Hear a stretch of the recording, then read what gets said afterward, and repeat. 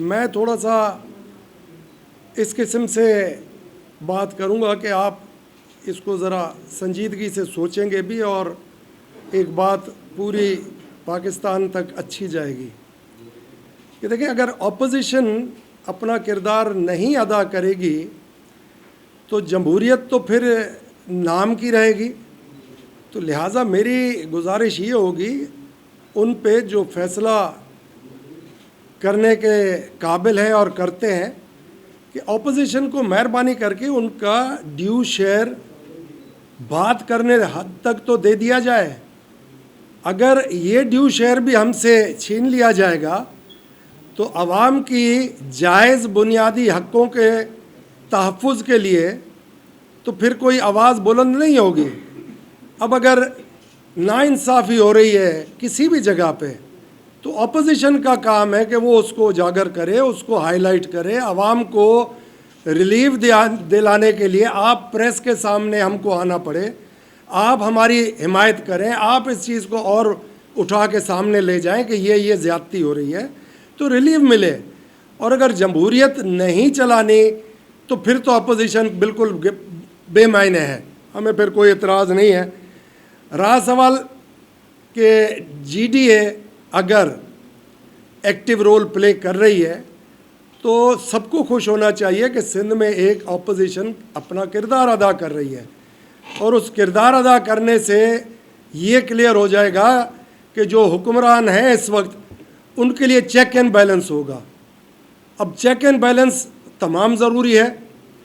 अब आप देखें नौकरियां बिक रही हैं, सिंध पब्लिक सर्विस कमीशन से किसी को मेरिट पे नौकरी नहीं मिल रही। लॉ एंड ऑर्डर बिगड़ चुका है तो लॉ एंड ऑर्डर में ये कहा जाता है थाने बिक रहे हैं। जो वजारतें हैं उसमें जो हालात हैं वो किसी से छुपे हुए नहीं हैं। तो हुक्मरानी मैं नहीं समझता कि इस वक्त इस जमहूरी सिस्टम के हाथ में कुछ है कि वो डिलीवर कर सके आवाम तक, क्योंकि जो पिछले 17 साल में तबाही बर्बादी इदारों की हो चुकी है उसको वापस बनने में भी पता नहीं कितने बरस लगेंगे। तो लिहाजा मैं इतना ही कहूँगा कि जीडीए अपना किरदार अदा करेगी। मैंने अभी भी अपने जीडीए के कंपोनेंट पार्टीज़ दोस्तों से पूछा कि जनाब मुश्किल वक्त तो ये नज़र आ रहा है कि आएगा, अगर आप लोगों में से किसी को भी ये है जहन में कि जी जीडीए इस वक्त मुश्किल वक्त में है तो हम अपना ज़ाती जो एक हैसियत है उस पे वापस चले जाएं, तो मेरे बहन और दोस्त जितने भी हैं उन्होंने क्लियर किया जी आखिरी हद तक हम जीडीए में ही रहेंगे। जीडीए में मुर्तज़ा खान ने भी कहा कि हम जीडीए में ही रहेंगे। तो जीडीए टूट नहीं रही, अलबत्ता और मजबूत हो रही है और ये जो सिंपति बढ़ रही है जीडीए के हक़ में बढ़ रही है। चाहे अब आप किसी को गिरफ़्तार करें, किसी पे झूठे केस बनाएं, इधर ये डट के खड़े हो गए कि जीडीए एक अपोजिशन का किरदार अदा करेगी और ऐसे महसूस करें कि ये पीछे हटने वाला किस्सा नहीं है, क्योंकि 2 इलेक्शन हम लोगों ने बाकायदा जीडीए के प्लेटफॉर्म में सब ने लड़ा है और आने वाला जो इलेक्शन जब भी होगा उसमें भी उम्मीद यही है और ख्वाहिश सबकी यही है कि हम जीडीए के प्लेटफॉर्म से ही लड़ेंगे। तो मुर्तज़ा खान जतोई वाला केस सारा सफदर अब्बासी साहब जनरल सेक्रेटरी जीडीए के, इन्होंने आपके सामने लीगल पोजीशन बता दी और मैं समझता हूँ कि इस लीगल बैटल में हम लीगली आगे चलेंगे, वकीलों के थ्रू चलेंगे, कोर्ट से रिलीव लेने की कोशिश करेंगे और कानून की बालादस्ती हम देखना चाहते हैं। और कल रात को पीर साहब ने मसरूर जतोई साहब से भी बात की और उनको हिम्मत अफजाई दी कि ये सियासत में होता रहता है, मगर सिंध के ट्रेडिशन ऐसे नहीं है। अगर ये किसी लोकल सिंध के ट्रेडिशन में कभी भी ऐसा हुआ हो जैसा मुर्तज़ा खान के साथ हुआ है तो कोई तारीख़ का बता दें हिस्सा, मगर ये सिंध के अंदर ये रिवायत नहीं रही कि आप किसी ख़ानदानी आदमी को इस तरीके से ह्यूमिलिएट करें और इस तरीके से झूठे केस बनाएं और अगर बेल हो तो उस बेल को कैंसिल करा के उसके ऊपर नए 2 केस बनवाएं, 3 केस बनवाएं या 10 केस बनवाएं। अब वो डट के खड़े हैं, उन्होंने कह दिया जी मेरा जीना मरदा जीडीए के साथ है, जो मर्जी मेरे साथ कर लो। तो मैं समझता हूँ इंसानी कदर को सामने लाना चाहिए। जमहूरियत की बात करने वाले जमहूरियत पे अमल भी करें, ये जमहूरियत नहीं है। ये तो मैं समझता हूँ मार्शल लॉ के वक्त में भी ऐसा काम कभी नहीं हुआ जैसा अब होने लगा है। तो लिहाजा हम कोशिश यही करेंगे कि हम सब मुत्तफिक एक राय पे हैं कि हम लोग लीगल जो फोरम है उस पे जाएंगे, उसके बाद फिर अपना लाए अमल करेंगे।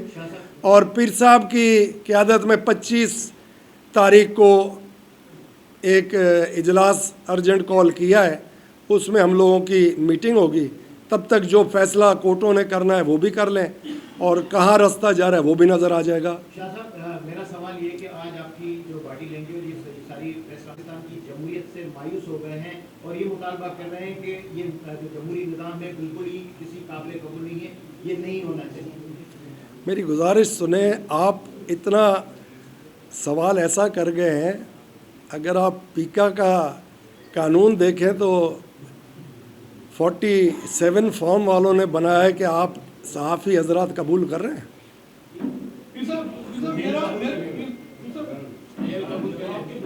सवाल तो करेंगे नहीं, मैं यही पूछ रहा हूँ। तो अगर आप ये समझ लें कि आपकी ज़बान बंद है, जंजीरों में आप जकड़े हुए हैं और ये जमहूरियत है, तो फिर आप इस पे मुझसे, मैं आपसे सवाल करता हूँ, है आप बता दें। जीडीए की तरफ से ना कोई एहतियात की कॉल दी जा रही है, ना कुछ किया जा रहा है, सिर्फ मुज़म्मतों पे काम चलाया जा रहा है, ये कौन सा मंतक है? मेरी फिर दोबारा ये गुजारिश है कि हम यकीन करते हैं कानून की जो एक तारीख रही है, कानून रिलीफ देगा, और हम पहले कानूनी जितने भी अपने वकील हैं उनको आज़ाद छोड़ाए कि आप जाके रिलीफ लेने की कोशिश करें, वो देख लें। उसके बाद देखें, हल हंगामा आराई नहीं है, हल टेबल पे बैठ के बात करने में निकल आते हैं। इसी तरीके से हमने रिलीव अगर लेना है तो कोर्ट में जाके लेना है। पहले उस रिलीव को तो देखें हमें मिलता है कि नहीं मिलता है। पहला कदम रिलीव लेना है कानूनी तौर पे, उस पर हम अमल कर रहे हैं। कहना तो नहीं चाहिए, मगर इतना ज़रूर है कि सिंध की ज़मीनें, सिंध का पानी, सिंध की आवाम का वोट, सब पे डाका लगा हुआ है।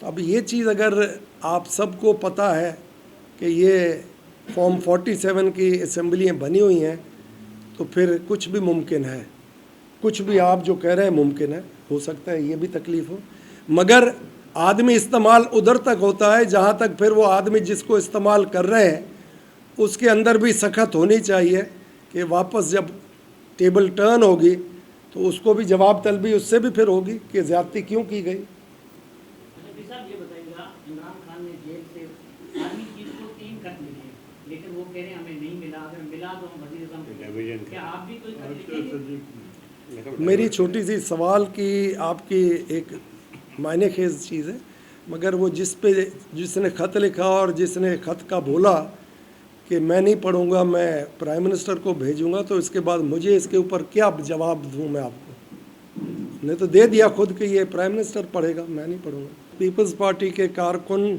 और जो सरगर्म कारकुन थे वो तो रहे नहीं, एक। नंबर 2, अगर अवाम हमारे साथ नहीं है, हम तो एहतजाज में निकल ही रहे हैं, तकरीबन हफ्ते 10 दिन में अगेंस्ट निकल रहे हैं, लॉ एंड ऑर्डर की बेहतरी के लिए निकल रहे हैं, कैनाल के लिए निकल रहे हैं, ला कानूनियत के लिए निकल रहे हैं, और फॉर्म 47 के ऊपर निकल रहे हैं। हमारा निकलना सबूत है कि अवाम हमारे साथ है। अब ये निकले फौर इन सब चीज़ों के हक़ में निकले कि लॉ एंड ऑर्डर भी ठीक है, पानी देना भी ठीक है, फॉर्म 47 नहीं है, हम बिल्कुल आवाम के साथ हैं, ये रस्तों पे निकले। ख़त्म हो गई बात, पता चल जाएगा आवाम किसके साथ है।